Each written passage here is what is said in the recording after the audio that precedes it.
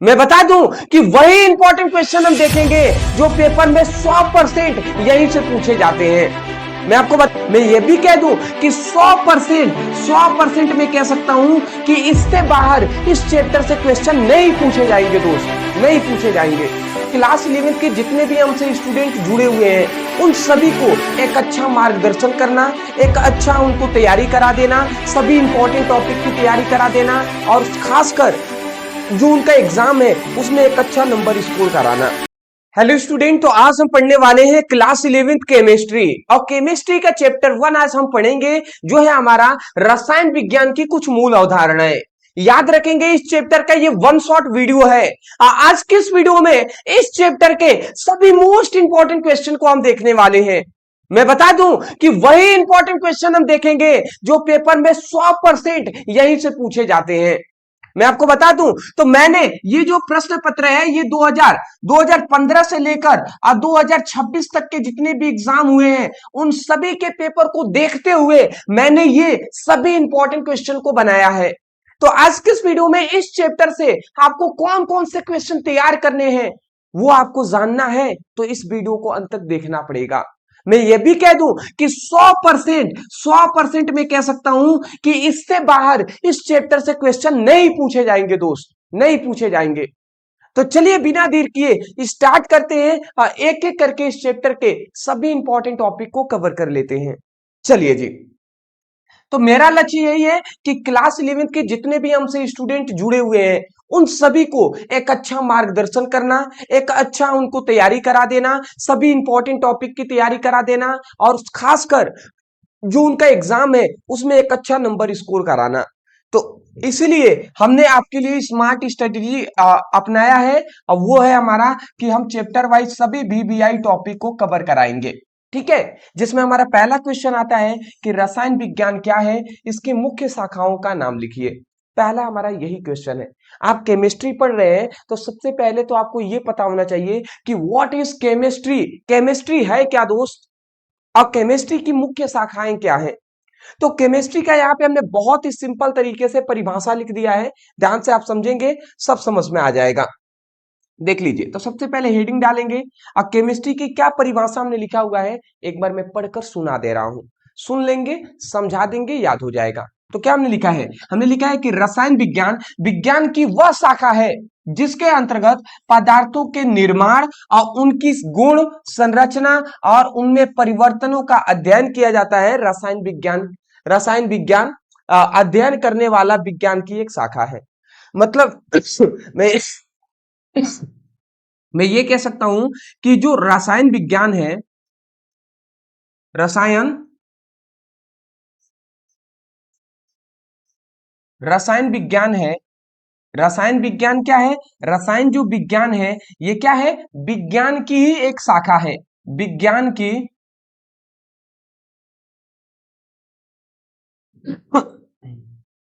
क्या है, विज्ञान की एक क्या है, विज्ञान की एक शाखा है।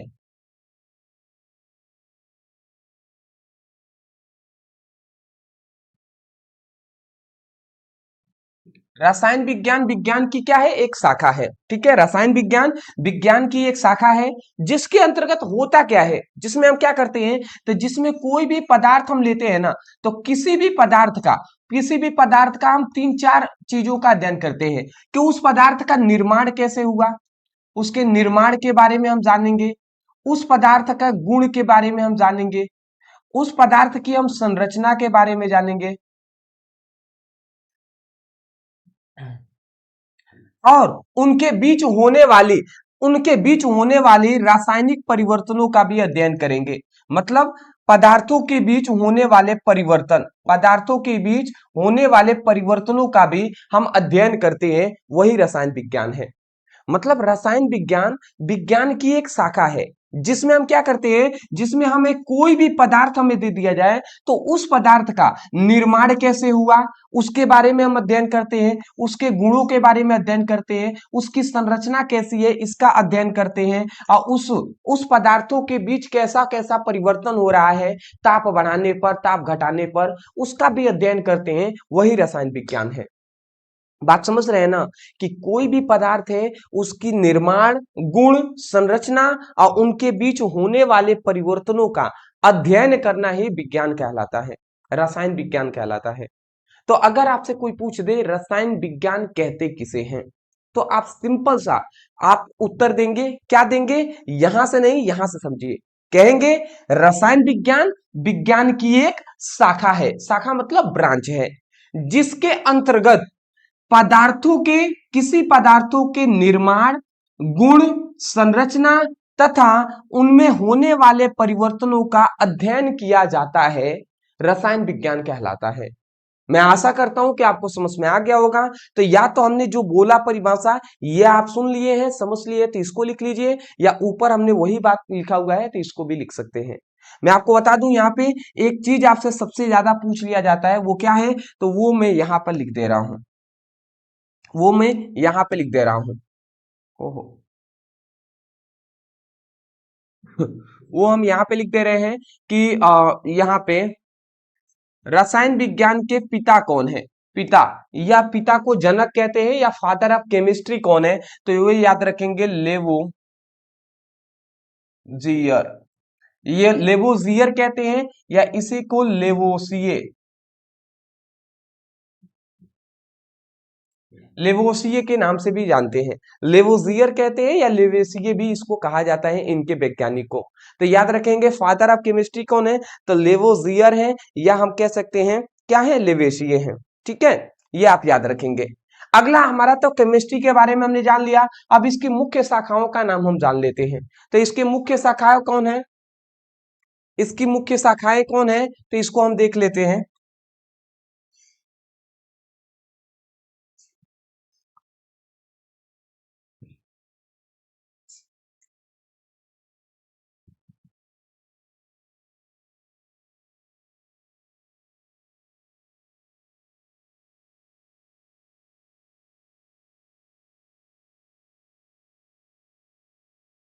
मैं माफी चाहूंगा दोस्त, चलिए कोई नहीं। रसायन विज्ञान की मुख्य शाखाएं कौन है, तो यहाँ पे हम देख लेते हैं। सबसे पहली बात, रसायन विज्ञान की पहली जो शाखा है, रसायन विज्ञान के मुख्यतः कितनी, चार शाखाएं होती हैं। पहला कौन है, कार्बनिक रसायन विज्ञान, दूसरा है हमारा अकार्बनिक रसायन, तीसरा हमारा भौतिक रसायन, और चौथा है हमारा जैव रसायन।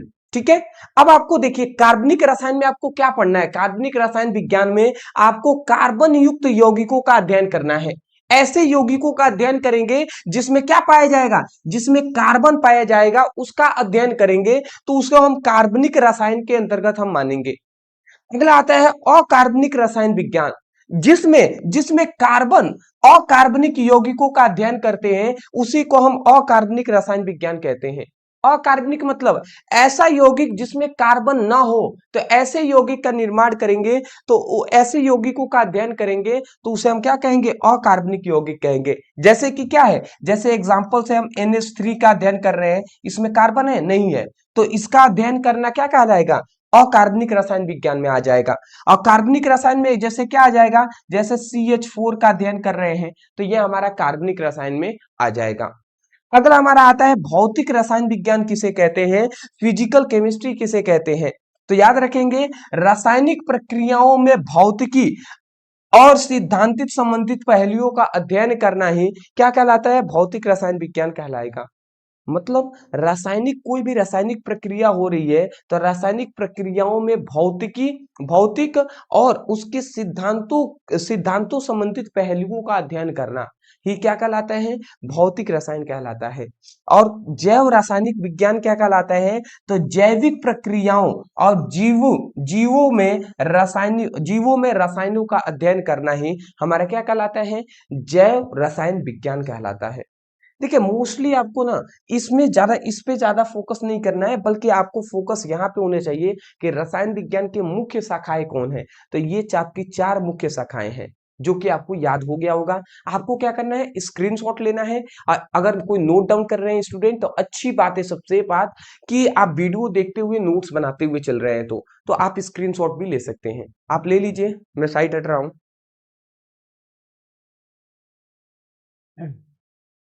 चलिए जी, अच्छी बात है। नेक्स्ट, नेक्स्ट हमारा क्वेश्चन आता है क्या है कि मोल क्या है। एक एक मोल में कितने अणु होते हैं। एक मोल यहाँ पे होगा, एक मोल में कितने अणु होते हैं। मैं कह सकता हूं कि ये बहुत बार क्वेश्चन पूछा गया है, इसको भूल कर भी मिस आपको नहीं करना है। ठीक है, तो देख लेते हैं जी। तो मोल किसे कहते हैं, या मोल को ही हम मोल अवधारणा भी कहते हैं। क्या कहते हैं जी, मोल अवधारणा भी कहते हैं। ठीक है, तो मोल क्या है, जैसे मोल का भी हम परिभाषा आपको आसानी से बता देंगे, बट एक बार मैं पढ़ के सुना दे रहा हूं। मोल या मोल अवधारणा या मोल संकल्पना भी कहते हैं इसे। तो मोल किसी पदार्थों की वह मात्रा है, ठीक है, मोल जो है ना वो किसी पदार्थों की वह मात्रा है जिसमें 6.022 इंटू 10⁻23 कण कण होते हैं। ठीक है, ये बात आप याद रखेंगे। जैसे सीधी बात कहे ना कि अगर आपसे पूछा जाए कि एक दर्जन, बात तो आप बाबू समझिएगा, एक दर्जन केला बराबर कितना केले, तो आप कहेंगे सर 12 केले। आप कहेंगे कि नहीं दोस्त, एक दर्जन केला बराबर कितना केला, तो आप कहेंगे 12 केले। अगर मैं कह दूं एक जोड़ी आ, जूता या चप्पल,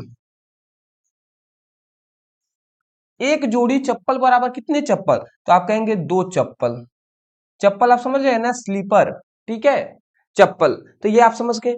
तो सिंपल सी बात है कि एक दर्जन में 12 केले होते हैं और एक जोड़ी में 2 होते हैं। ये बात सही है ना, एक दर्जन में 12 होता है और एक जोड़ी में 2 होते हैं। अगर आपसे कोई कह दे कि एक दर्जन सेव बराबर कितने सेव, तो आप कहेंगे 12 सेव।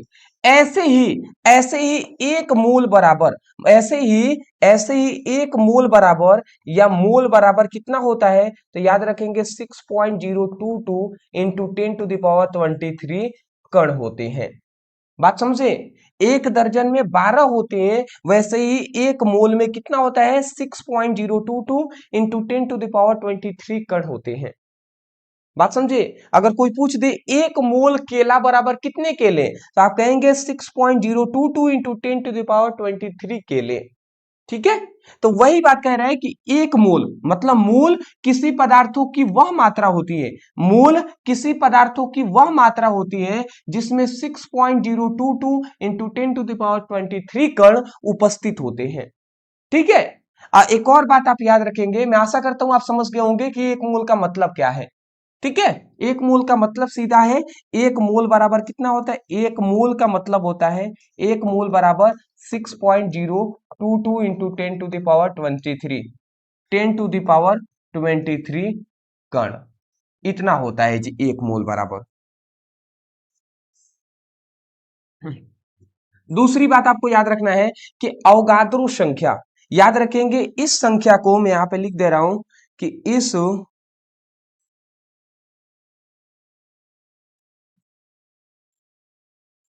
संख्या को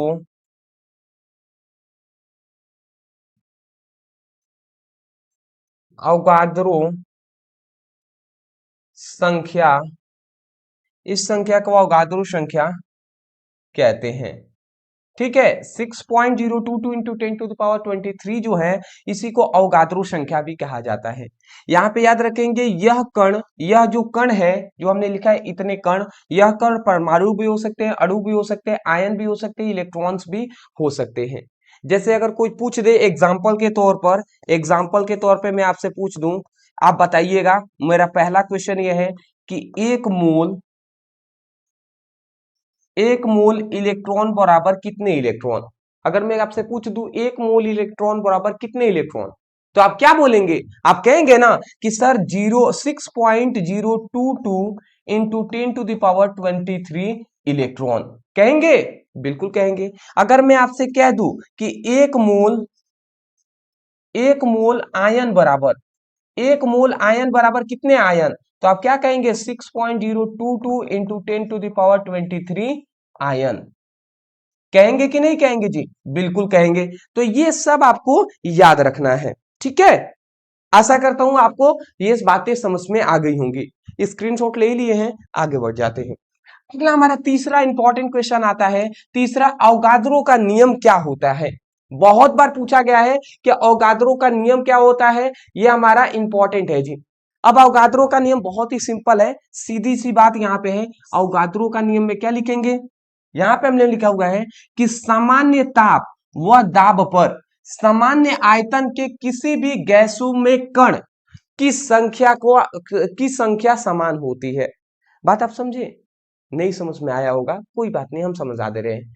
सामान्य ताप और दाब पर समान आयतन के किसी भी गैस में समान आयतन के किसी भी गैस में कणों की संख्या समान होती है।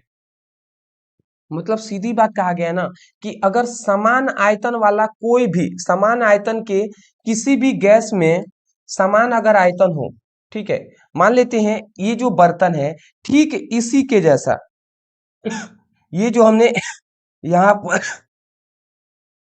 ठीक दो हमने बर्तन ले लिया समान आयतन का, देखिए एक ये भी समान आयतन का बर्तन है, ये भी समान, मतलब ये जितना है ना उसका आयतन भी इतना ही है, ठीक है, इसका जो आयतन है इसका आयतन जितना है, ठीक है, उतना ही आयतन इसका है, तो इसीलिए हम लिख दे रहे हैं समान आयतन, ठीक है, समान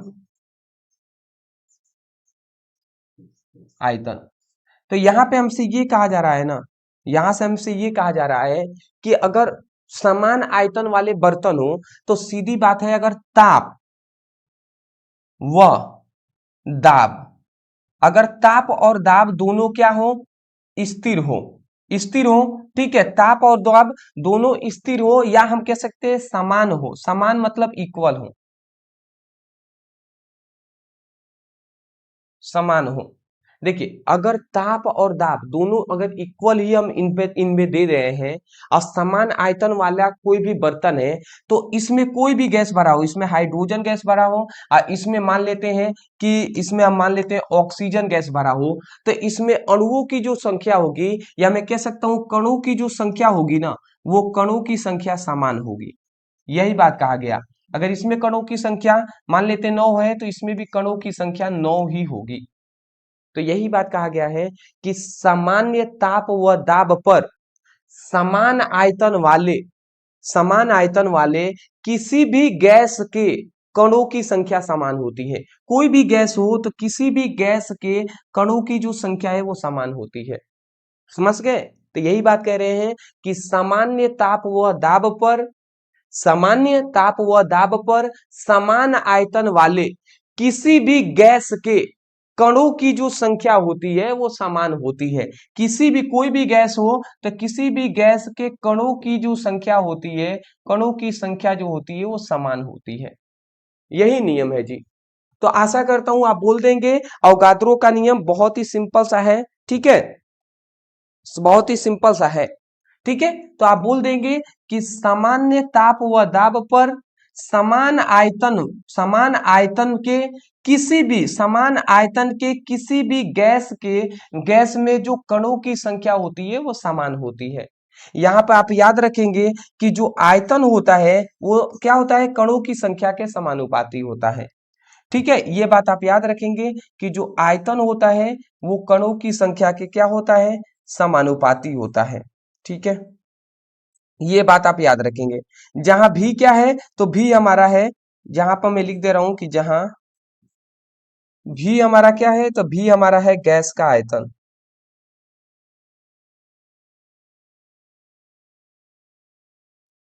एन क्या है तो एन हमारा क्या है, गैसों में मोलों की संख्या, गैस के मोल की संख्या, ठीक है, तो ये बात आप याद रखेंगे। चलिए स्क्रीनशॉट ले लीजिए, बहुत बड़ा बहुत मतलब मैं ये कह सकता हूँ हार्ड नहीं है, सिंपल सा है।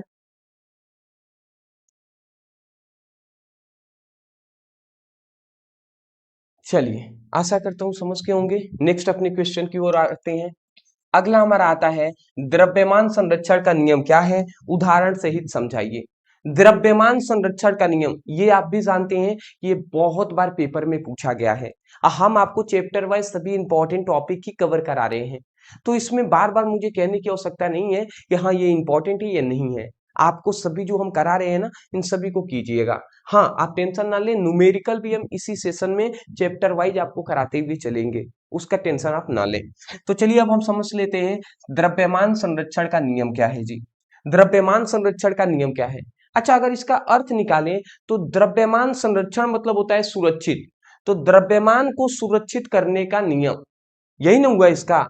तो इसके इसका हम देखिए, इसका नियम जो है वो इस तरीके से है, क्या हम बोलेंगे कि इस नियम के अनुसार किसी रासायनिक अभिक्रिया में, किसी रासायनिक अभिक्रिया में पदार्थ न तो नष्ट होते हैं और न ही उत्पन्न होते हैं, बल्कि पदार्थ एक रूप से दूसरे रूप में बदलते रहते हैं। यही द्रव्यमान संरक्षण नियम है जी। आप बात समझ ही गए होंगे, सीधी बात। यहां पे हमसे यही बात बताया गया कि इस नियम के अनुसार कोई भी रासायनिक अभिक्रिया होता है ना, कोई भी रासायनिक कोई भी रासायनिक अभिक्रिया होता है, कोई भी रासायनिक अभिक्रिया होता है, ठीक है। इस नियम के अनुसार हमें क्या बात बताया गया कि कोई भी रासायनिक अभिक्रिया होता है तो किसी रासायनिक अभिक्रिया में जो पदार्थ होते हैं, किसी रासायनिक अभिक्रिया में जो पदार्थ होते हैं ना, तो पदार्थ को न तो नष्ट किया जा सकता है और न ही उत्पन्न किया जा सकता है, न ही उत्पन्न किया जा सकता है। मतलब किसी भी रासायनिक अभिक्रिया में पदार्थ को न तो हम नष्ट कर सकते हैं और न ही हम उसको उत्पन्न कर सकते हैं, बल्कि बल्कि ये जो पदार्थ है ना, बल्कि पदार्थ को हम क्या कर सकते हैं, बल्कि पदार्थ को हम एक रूप से, ये दो पदार्थ हैं तो पदार्थ को एक रूप से दूसरे रूप में बदल सकते हैं, इस रूप से इस रूप में, इस रूप से इस रूप में बदल सकते हैं। समझ रहे हैं? तो ये आपका क्या है, नियम है जी। तो आप द्रव्यमान संरक्षण का नियम आप बता देंगे कि रसा किसी मतलब द्रव्यमान संरक्षण नियम के अनुसार, द्रव्यमान संरक्षण के अनुसार या द्रव्यमान संरक्षण के नियम के अनुसार किसी रासायनिक अभिक्रिया में पदार्थ को न तो नष्ट किया जाता है और न ही उत्पन्न होते हैं। पदार्थ न तो नष्ट होते हैं न ही उत्पन्न होते हैं, बल्कि पदार्थ एक रूप से दूसरे रूप में बदलते रहते हैं। तो मैं आशा करता हूं आप समझ गए होंगे। अब आता है इसका इसका एक उदाहरण से हम समझा देते हैं। तो एग्जाम्पल अगर हम ले लें, एग्जाम्पल अगर हम लेकर समझाएं, तो जैसे इसका एग्जाम्पल हो जाएगा 2H2 plus O2 is equal to 2H2। देख लीजिए, यहाँ पे हमने एक एग्जांपल लिया है कि दो हाइड्रोजन और एक ऑक्सीजन की यहाँ पे अणु की मात्रा हम ले लें तो दो मात्रा में जल के अणु बनते हैं। अब यहाँ पे अगर हम देखें ना, देखिए पदार्थ कैसे, यहाँ पे हाइड्रोजन और ऑक्सीजन मिले तो हमारा जल का निर्माण हुआ। तो जब पदार्थों में क्या हुआ है, पदार्थ के रूप में परिवर्तन हुआ है कि नहीं, पदार्थ एक रूप से दूसरे रूप में बदला है कि नहीं। इधर हाइड्रोजन ऑक्सीजन था और अब इधर क्या बन गया है, जल बन गया है। तो पदार्थ के रूप में परिवर्तन हुआ है, परंतु पदार्थ न तो नष्ट होते हैं न ही उत्पन्न होते हैं, ये कहा गया। जैसे कि अगर हम देखें इधर, तो इधर अगर इनका द्रव्यमान हम देखें तो कितना हो जाएगा इधर देख लीजिए हाइड्रोजन का, हाइड्रोजन की संख्या है दो, हाइड्रोजन की संख्या है दो, ठीक है। और गुणे, और हाइड्रोजन का परमाणु द्रव्यमान कितना होता है, हाइड्रोजन का परमाणु द्रव्यमान होता है दो, ठीक है। सॉरी, हाइड्रोजन का परमाणु द्रव्यमान होता है एक, तो दो एकम में दो हो जाएगा। अब प्लस ऑक्सीजन का कितना, ऑक्सीजन की संख्या है दो, ऑक्सीजन का परमाणु द्रव्यमान कितना होता है 16, तो 16 हम लिख देंगे। तो अगर हम देखें तो दो एकम में दो, और ये 16 दूना 32, तो ये कितना हो जाएगा 34 हो जा रहा है। मतलब अगर सीधी बात कहें ना, तो हाइड्रोजन और ऑक्सीजन का जो हमने अणु भार निकाला वो 34 आ रहा है। इसका भी अगर हम निकाल लेते हैं तो आप सीधी देख लीजिए, दो हो जाएगा, जल का संख्या दो है तो दो से अब यहाँ पे हम गुणा करा लेते हैं। जल का, हाइड्रोजन की संख्या ये दो है तो दो कर दिए, और दो गुणे वन कर देंगे। अब फिर यहाँ पे हम क्या कर दें, ऑक्सीजन की संख्या एक, ऑक्सीजन का परमाणु क्रमांक 16 होता है, तो ये दो हो जाएगा गुणे, यहाँ पे दो एकम में दो और प्लस 16, तो 16 दो 18 हो जाएंगे। तो 16 दो 18, तो 18 दूना 32।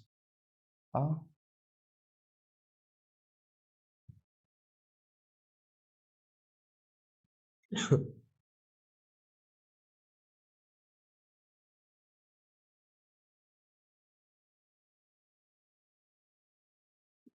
कहाँ गलती हो रहा है भैया?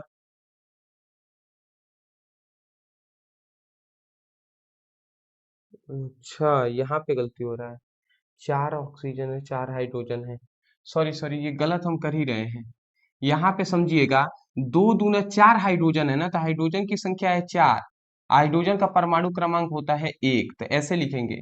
और ऑक्सीजन का कितना संख्या है? 2 है। ऑक्सीजन का परमाणु क्रमांक होता है 16, तो 16 लिख देंगे, तो 4 एकम में 4 हो जाएगा, और 16 दूना 32 हो जाएगा।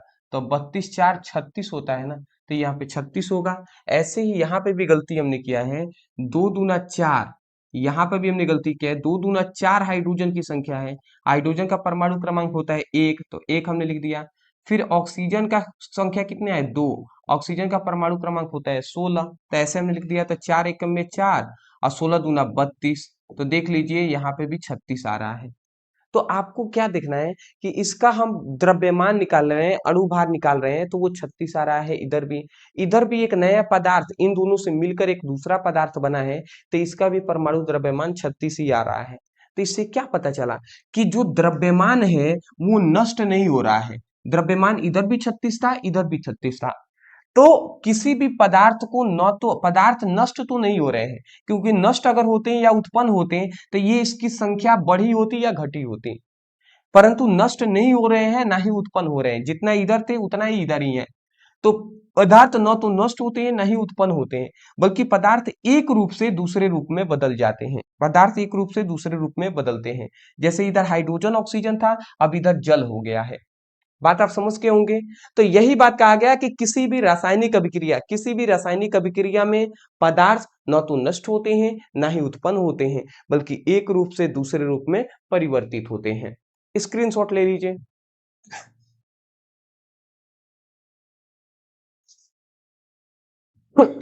चलिए, ले लिए। ठीक है। अगला हमारा क्वेश्चन आ जाता है। अगला हमारा क्वेश्चन है, बहुत बार पूछा गया है, निश्चित अनुपात का नियम क्या है? अगला हमारा है, निश्चित अनुपात का नियम क्या है? तो इसको भी समझ लेते हैं। तो देख लेते हैं जी, निश्चित अनुपात का नियम। तो हमने लिख दिया है, इस नियम के अनुसार किसी यौगिक में उपस्थित तत्व हमेशा एक निश्चित मात्रा में और एक निश्चित अनुपात में पाए जाते हैं, चाहे वो किसी भी स्रोत से लिया गया हो, यानी किसी भी यौगिक को यौगिक के निर्माण में तत्वों का भारात्मक अनुपात हमेशा स्थिर होता है।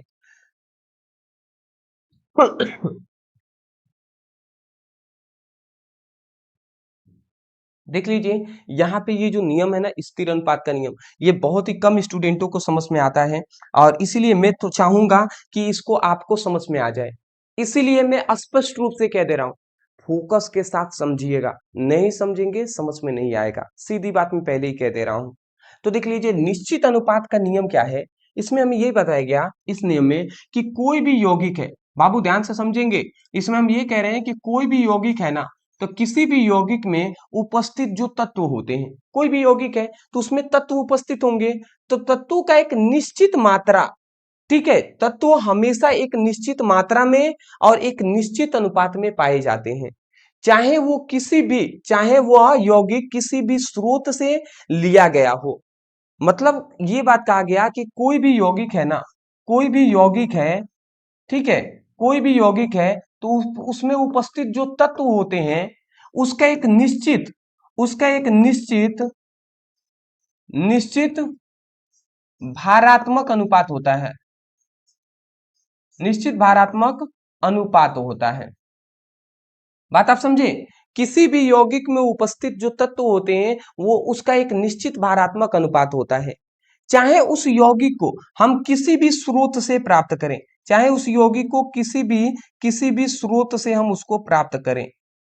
बात आप समझे? मतलब जैसे क्या है, जैसे मैं थोड़ा सा आपको समझाना चाहूंगा। जैसे हम जल ले लिए, जल, H2O क्या है? जल है। तो जल जो है, ठीक है, जो जल अगर हमने ले लिया, तो जल में क्या होता है? जल का सूत्र होता है H2O। ठीक है। तो यहां पे हम ये कह रहे हैं जल एक क्या है, यौगिक है। तो किसी यौगिक में उपस्थित जो तत्व होते हैं, किसी भी यौगिक में उपस्थित तत्व कितने हैं, हाइड्रोजन की संख्या है 2 और ऑक्सीजन की संख्या है 1। तो किसी भी यौगिक में उपस्थित जो तत्व होते हैं उनका एक निश्चित भारात्मक अनुपात होता है, इनका एक निश्चित भारात्मक अनुपात होगा। अब भारात्मक अनुपात कैसे निकालते हैं ये बात आपको पता है ना। जैसे कि जल का भारात्मक अनुपात 1:8 होता है। जैसे कैसे निकाला जाता है ये मैं आपको बता दे रहा हूं, अभी आपको नियम याद कराएंगे, उसकी टेंशन ना ले। हमने केवल अभी आपको इतना बताया कि किसी यौगिक में उपस्थित तत्वों का एक निश्चित भारात्मक अनुपात होता है, चाहे उसे हम किसी भी स्रोत से या किसी भी विधि द्वारा प्राप्त करें। जैसे कि जल है, जैसे जल है, तो जल का अगर भारात्मक अनुपात निकालें तो देख लीजिए हाइड्रोजन की संख्या है 2, अगुण हाइड्रोजन का परमाणु क्रमांक होता है 1। ठीक है, तो ये हमने कर दिया। अब ये अनुपात देंगे क्योंकि अब दूसरा तत्व स्टार्ट हो रहा है। ऑक्सीजन का एक संख्या है, ऑक्सीजन का परमाणु क्रमांक होता है 16, परमाणु भार होता है 16, तो 16 लिख दिए। अब देख लीजिए ये 2 एकम में 2 हो जाएगा और ये 16 एकम में 16 हो जाएगा, तो 2 संबंधी 16 आया। अब इसको अगर हम काटें तो 2 एकम में 2, 2 एकम में 2 और 2 आठे 16, तो एक संबंधी 8 जो आया, एक संबंधी जो 8 आया है, एक संबंधी जो 8 आया है ये क्या है, एक संबंधी जो 8 आया है ना, ये क्या है, ये जल का एक निश्चित भारात्मक अनुपात है ये क्या है जी, जल का एक निश्चित भारात्मक अनुपात है। मैं आशा करता हूं आप समझ के होंगे। तो यही बात हमसे कहा गया है ना, इसका सीधी सी मतलब यही है ना कि जल को चाहे आप नाली से प्राप्त करें या बरसात के पानी से आप प्राप्त करें, जल में जो हाइड्रोजन की मात्रा होगी और ऑक्सीजन का जो हाइड्रोजन ऑक्सीजन का जो अनुपात होगा वो 1:8 ही होगा। बात आप समझे, यही बात है। चाहे वो वही बात कहा गया है कि किसी यौगिक में उपस्थित तत्व एक निश्चित भारात्मक अनुपात में उपस्थित होते हैं, चाहे हम उसे किसी भी स्रोत से प्राप्त करें, चाहे नाली से प्राप्त करें, चाहे बरसात के सीधे जो पानी टपक रहा है उससे प्राप्त करें, चाहे किसी भी स्रोत से प्राप्त करें या किसी भी विधि से प्राप्त करें, यही बात है। तो यही बात हमने लिखा है, इस नियम के अनुसार किसी यौगिक में उपस्थित जो तत्व होते हैं, ठीक है, किसी यौगिक में उपस्थित तत्व हमेशा एक निश्चित मात्रा में और एक निश्चित अनुपात में पाए जाते हैं। वही बात उसी को लिख दिया है, निश्चित भारात्मक अनुपात में पाए जाते हैं। ठीक है, एक निश्चित मात्रा में और एक निश्चित अनुपात में पाए जाते हैं। ठीक है, चाहे चाहे वह यौगिक किसी भी स्रोत से लिया गया हो, ठीक है, चाहे वो यौगिक किसी भी स्रोत से लिया गया हो। तो मैं आशा करता हूं कि इतनी बात आप बोल देंगे। आपको क्या करना है मैं आपको यह बता दूं कि यहां से लेकर आपको यहां तक ही लिखना है, ये लाइन नहीं भी लिखेंगे ना तो चलेगा, क्योंकि इसमें फिर आप करेंगे कंफ्यूजन हो जाएगा यहां से लेकर यहां तक आप लिखेंगे।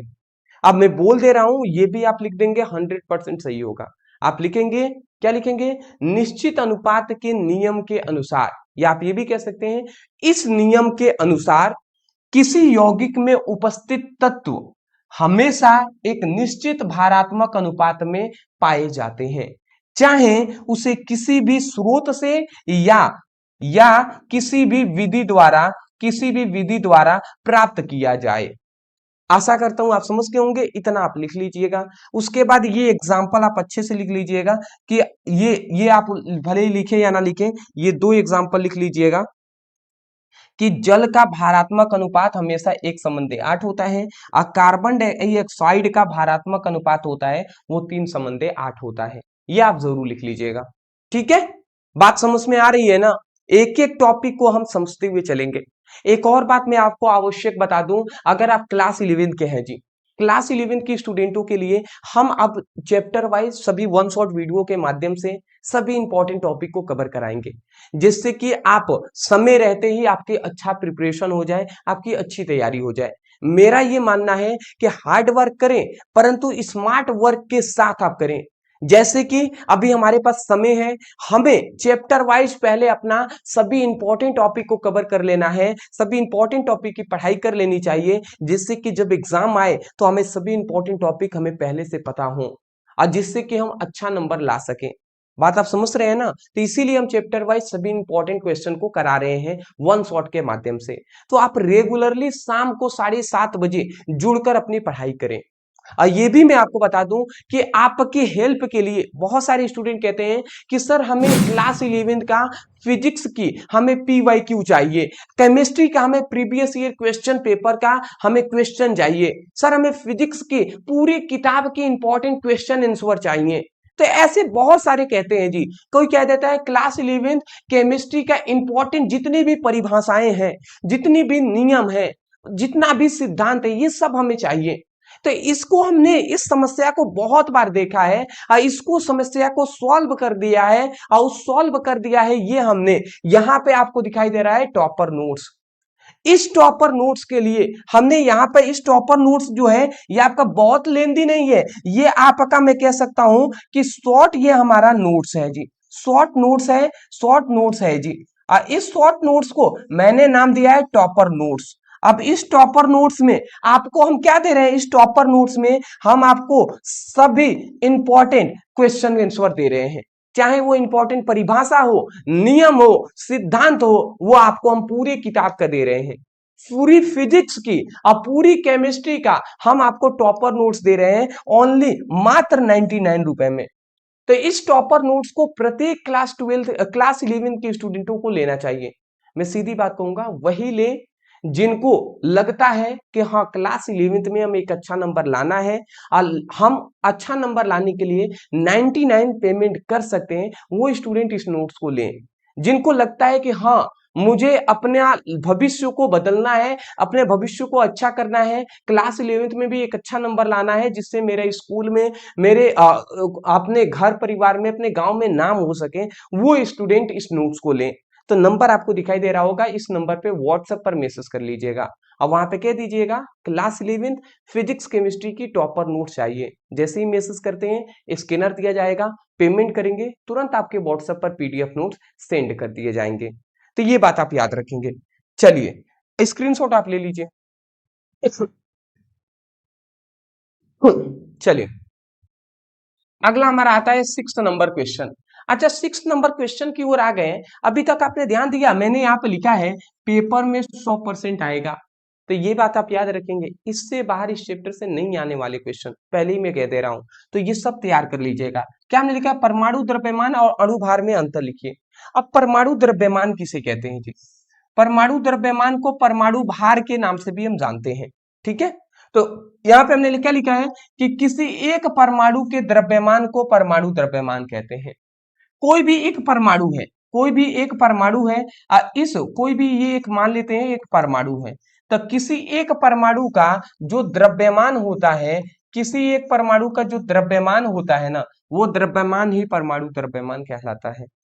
तो किसी एक परमाणु के द्रव्यमान को परमाणु द्रव्यमान कहते हैं, ठीक है, जिसे AMU से मापा जाता है, ठीक है, एटॉमिक मास यूनिट से मापा जाता है परमाणु द्रव्यमान को। तो ये भी बात आपको क्या करना है, याद रखना है, ठीक है, ये बात आप याद रखेंगे। जैसे एग्जांपल से मैं आपको बता दूं, जैसे जैसे अगर हाइड्रोजन का कोई हमसे परमाणु द्रव्यमान पूछ ले तो क्या कहेंगे, वन AMU। जैसे अगर कोई पूछ दे ऑक्सीजन का परमाणु द्रव्यमान बताइए, तो ऑक्सीजन का परमाणु भार कितना होता है जी? परमाणु भार या परमाणु द्रव्यमान 16 होता है, तो 16 AMU कह देंगे, ठीक है। ऐसे ही अगर कोई आपसे पूछ देता है कि नाइट्रोजन, नाइट्रोजन का कितना होता है, तो नाइट्रोजन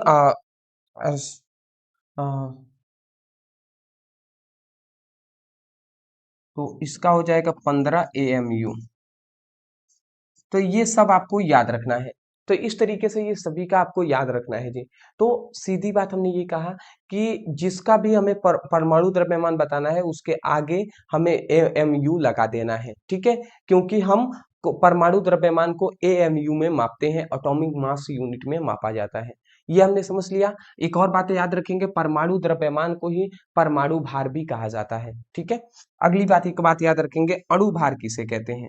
अणुभार किसे कहते हैं? तो अणुभार क्या है? तो किसी अणु में उपस्थित सभी परमाणुओं के द्रव्यमान के योग को अणुभार कहते हैं। किसी मतलब किसी परमाणु में उपस्थित सभी परमाणुओं के द्रव्यमान के योग को हम परमाणु द्रव्यमान कहते हैं। नहीं समझ में आया? हम आपको समझा देते हैं। जैसे कोई एक अणु हम ले लेते हैं, जैसे हम जल का एक अणु हम ले लेते हैं, तो जल का एक अणु क्या हो जाएगा? H2O हो जाएगा। तो H2O में H2O जल का एक अणु ले लिया, तो किसी अणु में उपस्थित सभी सभी परमाणु, तो किसी भी अणु में उपस्थित सभी परमाणु कौन कौन से होंगे? तो जल में जल का एक अणु हमने लिया है, तो इसमें कितने परमाणु हैं जी? तो हाइड्रोजन के 2 परमाणु हैं। तो हाइड्रोजन के यहाँ पे 2 परमाणु हैं। तो हाइड्रोजन के 2 परमाणु हैं, तो हाइड्रोजन के 2 हमने लिख दिया। हाइड्रोजन का परमाणु द्रव्यमान कितना होता है? 1 होता है। हाइड्रोजन का परमाणु द्रव्यमान 1 होता है, तो 1 से हम गुणा करा देंगे। ठीक है। ऑक्सीजन की संख्या कितनी है? ऑक्सीजन की संख्या 1 है ना। ऑक्सीजन का परमाणु द्रव्यमान कितना होता है? 16, तो 16 से हम गुणा करा देंगे। इन दोनों को योग कर देंगे। तो देख लीजिए यहाँ पे 2 एकम में 2, ये हमारा क्या हो जाएगा? अगर इसको सॉल्व करें तो 2 एकम में 2 हो जाएगा और 16 एकम में 16 हो जाएगा। तो 16 2 18, तो 18 हमारा क्या आ गया? 18 AMU क्या आ गया? ये हमारा आ गया है अणुभार। तो जल का अणुभार कोई पूछ दे तो 18 AMU कहेंगे।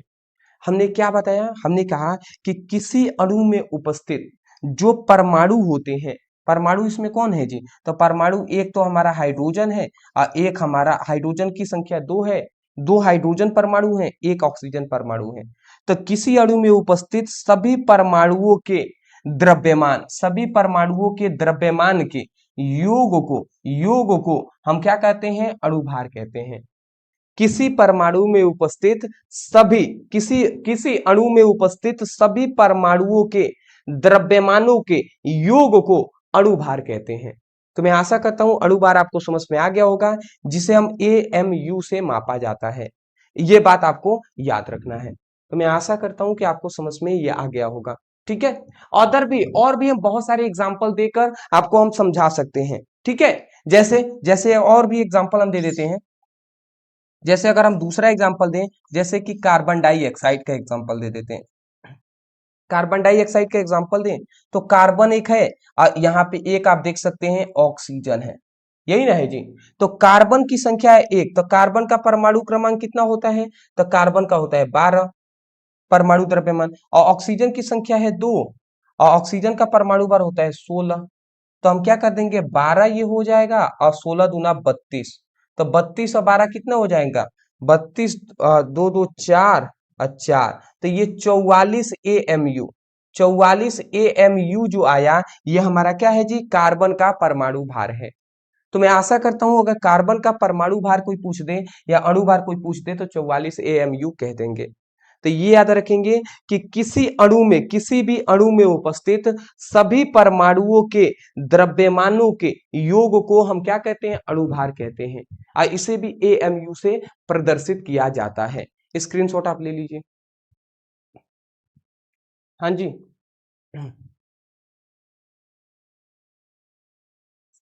यह है हमारा सीमांत अभिकर्मक। क्या है इसका उपयोग? लिखिए सीमांत अभिकर्मक।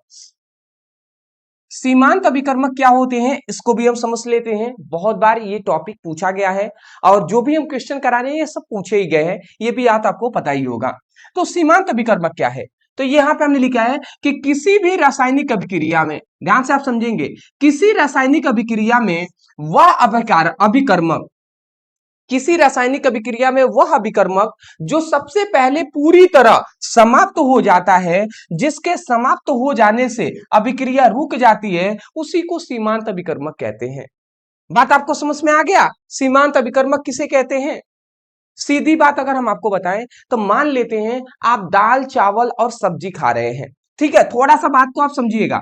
ये मान लेते हैं आपने ले लिया चावल प्लस आपने ले लिया दाल अब प्लस आपने ले लिया सब्जी। तो दाल चावल और सब्जी आप खा रहे हैं। ठीक है, आप दाल चावल सब्जी आप क्या कर रहे हैं? खा रहे हैं। ठीक है, अच्छी बात है। परंतु अगर अचानक से आपका दाल क्या हो जाए? समाप्त हो जाए, दाल समाप्त हो जाए, तो आप क्या अब आप खाएंगे? तो अब आप नहीं खाएंगे, आप कहेंगे पहले मैं दाल मांग लेता हूं, जब जैसे ही दाल हमें मिल जाएगा फिर हम खाना स्टार्ट करेंगे। तो हम यही कह रहे हैं कि किसी भी रासायनिक अभिक्रिया में, सपोज इट ये एक मान लेते हैं रासायनिक अभिक्रिया है कि दाल चावल दाल सब्जी मिला तो आप खा रहे हैं, मतलब अभिक्रिया चल रही है। तो किसी भी रासायनिक अभिक्रिया में वह अभिकर्मक, किसी रासायनिक अभिक्रिया में वह अभिकर्मक जो सबसे पहले पूरी तरह समाप्त हो जाए। यहाँ पे ये तीन हमारे अभिकर्मक है, अभिकर्मक को अभिकारक भी हम कह सकते हैं। तो किसी रासायनिक अभिक्रिया में वह अभिकारक या वह अभिकर्मक जो पूरी तरीके से सबसे पहले समाप्त हो जाए, तो समाप्त हो जाए तो वही हमारा क्या कहलाएगा, वही सीमांत अभिकर्मक है जी। समझ रहे हैं? और जिसके समाप्त होने से अभिक्रिया रुक जाती है, जैसे ही दाल खत्म हुआ तो आप रुक गए, दाल मिलेगा तभी हम खाएंगे। तो ये चीजें हैं जी, तो बात आप समझ रहे हैं। तो हम ये कह रहे हैं कि किसी रासायनिक अभिक्रिया में वह अभिकर्मक जिसकी पूरी समाप्त होते ही अभिक्रिया रुक जाती है, तो उस पदार्थ को या उस अभिकर्मक को हम सीमांत अभिकर्मक कहते हैं। वही बात यहाँ पे लिखा है कि किसी रासायनिक अभिक्रिया में वह अभिकर्मक, किसी रासायनिक अभिक्रिया में वह अभिकर्मक जो सबसे पहले पूरी तरह समाप्त हो जाए, जो सबसे पहले पूरी तरह समाप्त हो जाए और जिसके समाप्त होते ही अभिक्रिया रुक जाए, अभिक्रिया रुक जाए तो उसी को हम सीमांत अभिकर्मक कहेंगे। ठीक है, आशा करता हूं कि आपको ये दो दाल चावल और सब्जी का एग्जाम्पल दिए हैं हमने, इससे आपको और भी बेहतर तरीके से समझ में आ गया आएगा। चलिए एग्जाम्पल से हम आपको समझा देते हैं। तो एक हम रासायनिक अभिक्रिया ले लेते हैं। कैसे अभिक्रिया लेंगे, जैसे कि 2H2 plus O2 equal to 2H2O, ये हमने लिख दिया। ठीक है, अब हम ये यहाँ पे ये कह रहे हैं कि ये हमारा हाइड्रोजन है, ये ऑक्सीजन है, ये हमारा जल है। अगर हम यहाँ पे ये कह रहे हैं कि ये हाइड्रोजन ऑक्सीजन मिल रहे हैं तो जल का निर्माण हो रहा है, परंतु अचानक से अगर ऑक्सीजन समाप्त हो जाए, अचानक से ऑक्सीजन अगर समाप्त हो जाए तो अभिक्रिया क्या होगी, ये अभिक्रिया चलेगी, ये अभिक्रिया जो है ना, ये अभिक्रिया जो है वो रुक जाएगी, अभिक्रिया क्या है, रुक जाएगी। तो हम यही कह रहे हैं कि किसी रासायनिक अभिक्रिया में वह अभिकर्मक जो सबसे पहले समाप्त हो जाए और जिसके समाप्त होने से रासायनिक अभिक्रिया रुक जाए, तो वह अभिकर्मक ही सीमांत अभिकर्मक कहलाता है। तो मैं आशा करता हूं कि अब आपको समझ में आ गया होगा सीमांत अभिकर्मक क्या होते हैं। तो ये आप लिख लीजिएगा और ये एग्जाम्पल लिख लीजिएगा।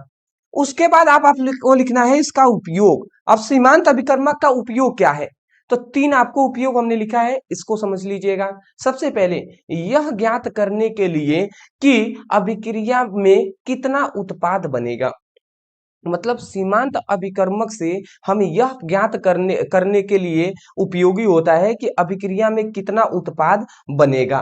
ठीक है, अभिक्रिया में कितना उत्पाद बनेगा सीमांत अभिकर्मक से ही पता चलेगा, क्योंकि सीमांत अभिकर्मक जैसे समाप्त होगा अभिक्रिया रुक जाएगी, तो सीमांत अभिकर्मक पर ही निर्भर करता है कि उत्पाद कितना बनेगा। ठीक है, दूसरी बात कि रासायनिक अभिक्रिया में संसाधनों की बचत के लिए, ठीक है, मतलब रासायनिक अभिक्रिया में संसाधनों की बचत के लिए करते हैं ताकि अतिरिक्त अभिकर्मक व्यर्थ ना जाए।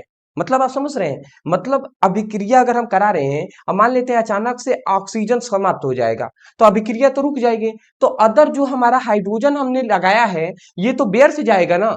तो यही बात कह रहे हैं कि सीमांत अभिकर्मक से हमें ये पता चल जाता है कि कब तक अभिक्रिया चलेगी, जिससे कि हम उतना ही हाइड्रोजन भी लेंगे कि जैसे ये भी समाप्त हो जाए तो ये भी समाप्त हो जाए, अभिक्रिया रुक जाए। तो यही बात हमने लिखा है कि रासायनिक अभिक्रियाओं में संसाधनों की बचत के लिए किया जाता है ताकि अतिरिक्त जो अभिकर्मक है वो व्यर्थ ना जाए, अतिरिक्त जो ये अभिकर्मक है ये व्यर्थ ना जाए, उतना ही हम ले जब तक कि ऑक्सीजन चलेगा। ठीक है, अगला हमारा तीसरा लिखा गया है कि औद्योगिक रासायनिक प्रक्रियाओं में उत्पादन में अधिकतम मात्रा का अनुमान लगाने में किया जाता है, उत्पादन की अधिकतम मात्रा का अनुमान लगाने में, इसी से हमें पता चल जाता है, अनुमान लगा लेते हैं कि उत्पाद की मात्रा कितनी बनेगी। ठीक है, सीधी बात है। चलिए स्क्रीनशॉट ले लीजिए, इसमें कुछ है नहीं, कुछ है जी, नहीं है तो नहीं है, तो हम आगे बढ़ेंगे। ठीक है, चलिए अगला अब हमारा क्वेश्चन जो आता है अब होगा हमारा न्यूमेरिकल। चलिए अभी तक हमने इस चैप्टर के बहुत सारे थ्योरी क्वेश्चन देख लिए, अब अंकिक प्रश्न देखते हैं, न्यूमेरिकल देखते हैं जो कि इस चैप्टर से बार बार पूछे जाते हैं। ठीक है, तो यहाँ पे हमारा आ जाता है अंकिक प्रश्न। ठीक है, जस्ट अ सेकेंड। हाँ जी, हाँ जी, चलिए चलिए, तो हमारा अगला हमारा क्वेश्चन आता है अंकिक प्रश्न, इंपॉर्टेंट ये हमारा न्यूमेरिकल है, देख लेते हैं जी। क्या लिखा गया है कि 18 ग्राम जल में कितने अणु होंगे। 18 ग्राम जल में कितने अणु होंगे ये हमसे पूछा गया है। तो सबसे पहले हम लिखेंगे हल। क्या हमारा दिया है, जल का भार हमें दिया है, ग्राम में दिया है ना, तो इसका मतलब जल का भार हमें दिया गया है। और जल का भार हमें कितना दिया है, तो जल का भार हमें दिया 18 ग्राम। ठीक है, और जल का भार हमें दे दिया है तो एक और चीज हम निकाल लेते हैं, जल का अणुभार निकाल लेते हैं। जल का अणुभार,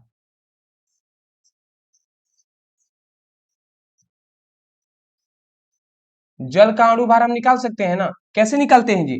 तो जल में हाइड्रोजन की संख्या कितनी है, हाइड्रोजन की संख्या है तो दो लिखेंगे। हाइड्रोजन का परमाणु भार होता है एक, तो एक लिख देंगे, फिर प्लस देंगे। फिर ऑक्सीजन की संख्या है एक, तो एक लिखेंगे। ऑक्सीजन का परमाणु भार होता है 16, तो 16 लिख देंगे। ठीक है, ऐसे निकालते हैं। अब इसको देख लेते हैं, तो इसको हम करेंगे सॉल्व, तो क्या हो जाएगा देख लेते हैं। तो 2 एकम में 2 हो जाएगा और प्लस 16 एकम में 16, तो ये हमारा क्या हो जाएगा 18। तो 18 AMU, तो ये हमारा कितना आ जाएगा, तो यहाँ पे जल का अणुभार हमारा 18 आ गया। ठीक है, तो यहाँ पे देख लीजिए जल का आभार दिया है इतना और अणुभार दिया है 18। हमसे क्या पूछा है कितने अणु होंगे, तो हम याद पे बता दें कि अणु अणु निकालने का मतलब है कि जल के कितने मोल यहाँ पे होंगे, ये हमसे पूछा जा रहा है। तो मोल बराबर हम कितना जानते हैं जी, मोल बराबर हमारे कितना होता है, मोल बराबर भार बटे अणुभार होता है। ठीक है, एक चीज हम जान लेते हैं कि अणु हमसे पूछा गया है तो हम सबसे पहले मोल निकाल लेते हैं। मोल, तो मोल बराबर हम फॉर्मूला जानते हैं भार बटे अणुभार। भार बटे अणुभार हम जानते हैं फॉर्मूला, तो इस फॉर्मूले पर हम लगाते हैं तो देख लेते हैं क्या मिल रहा है। तो अगर हम इस पर लगा देते हैं तो मोल बराबर भार का मान दिया है 18 और अणुभार का भी मान दिया है 18, तो 18 से 18 कैंसिल हो जाएगा, तो ये 1 हमारा बच गया। 1 हमारा बच गया जी, 1 मोल। ठीक है, तो एक मोल में हमारा कितना हो जाएगा, एक मतलब मोल की जो संख्या आ गया वो 1 आ गया।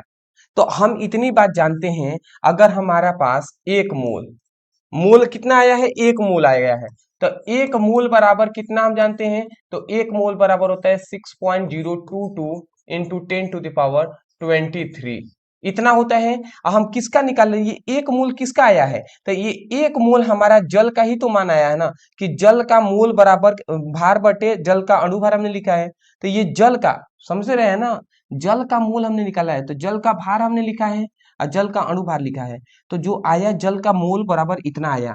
तो एक मोल जल बराबर कितने अणु होंगे, तो इतने 6.22 इतने अणु होंगे, किसके, जल के हमारे इतने अणु होंगे।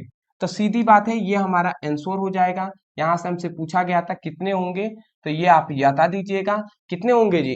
तो 18 ग्राम जल में याद रखेंगे 6.022 इंटू 10⁻23 अणु उपस्थित होते हैं। तो ये बात आपको याद रखना है।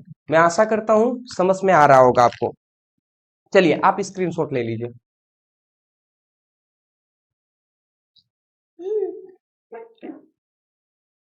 ले जाइए।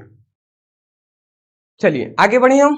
ठीक है, नेक्स्ट जो हमारा क्वेश्चन आ जाता है, अगला हमारा जो क्वेश्चन है कि 11.2 लीटर लीटर किसी गैस के आयतन है, तो इसमें कितने मोल गैस होंगे।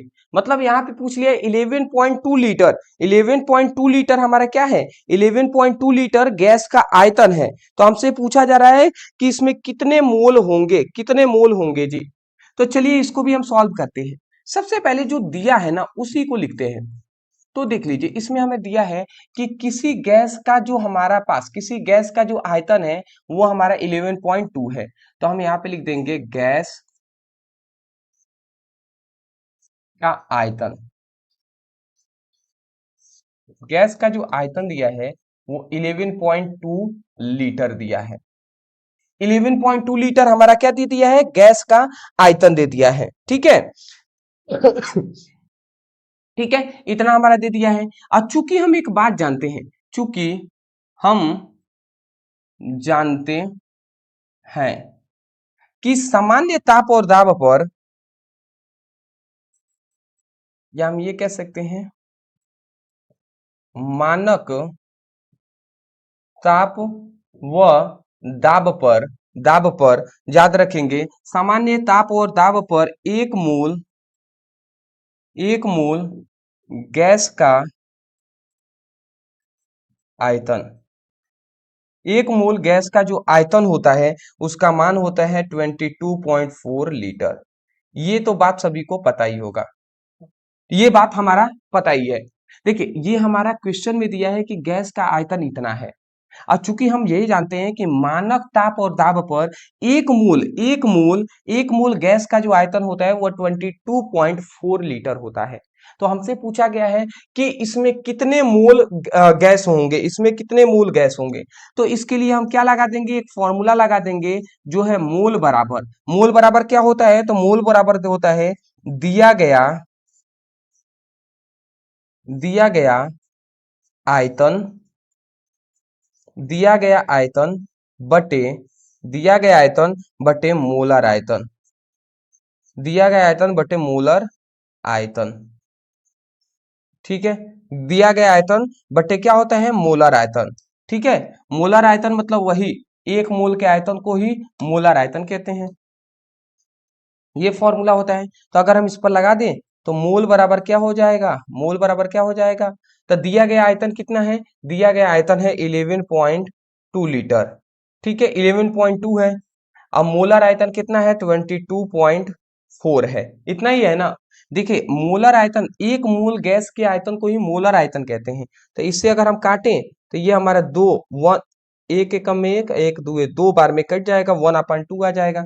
समझ रहे हैं ना, 11 दूना 22 2 दूना 4 मतलब 1/2 आ जाएगा। ठीक है, अब 1/2 कह दें, या आप कह सकते हैं कि 0.5 मोल, 0.5 मोल भी कह सकते हैं। तो याद रखेंगे गैस के कितने मोल होंगे, तो याद रखेंगे 0.5 मोल होंगे।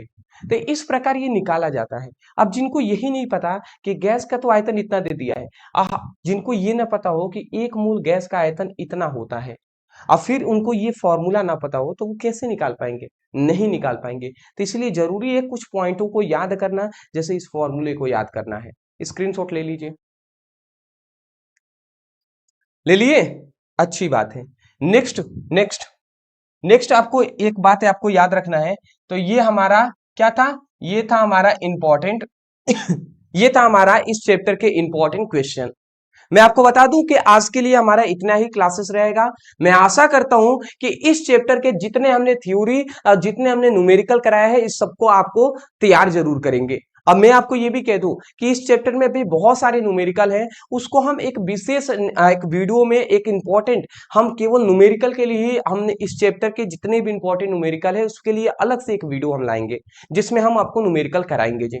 फिलहाल जितने हमने थ्योरी के क्वेश्चन कराए हैं उन सभी का आपको कर्तव्य है तैयार करना, तो आप जरूर उसको तैयार कीजिएगा।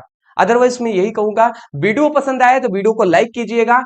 एक बार आपको कमेंट सेक्शन में ये बात आप याद रखना है कि अगर आपको चैप्टर 2 केमिस्ट्री केमिस्ट्री चैप्टर 2 का अगर आपको वीडियो चाहिए, ऐसे ही चैप्टर वाइज सभी इंपॉर्टेंट क्वेश्चन का, तो आपको हमें लिखना है केमिस्ट्री चैप्टर 2 वन शॉट, ये आप सभी को कमेंट कर देना है। अगर मैं बता दूं, अगर आपको 51 स्टूडेंटों ने भी अगर हमें कमेंट कर दिए कि आप क्या कीजिए, chemistry chapter 2 one shot video लाइए, तो मैं 100% कह रहा हूं बहुत ही जल्द आपको वीडियो मिलने वाला है। अगर अगर आज ही आप कमेंट कर देते हैं तो कल ही आपकी वीडियो आ जाएगी। तो कमेंट के ऊपर है, आप कितना कमेंट करते हैं, इस वीडियो को कितना शेयर करते हैं। एक आपसे रिक्वेस्ट रहेगा कि अभी तक चैनल को सब्सक्राइब नहीं किए हैं तो चैनल को हमारे प्यारे स्टूडेंट सब्सक्राइब कर देंगे, जिससे कि उनको कोई भी वीडियो मिस ना हो। तो चैनल को सब्सक्राइब जरूर कीजिएगा। Thank you so much for watching this video. कल मिलते हैं एक नए टॉपिक के साथ। Thank you.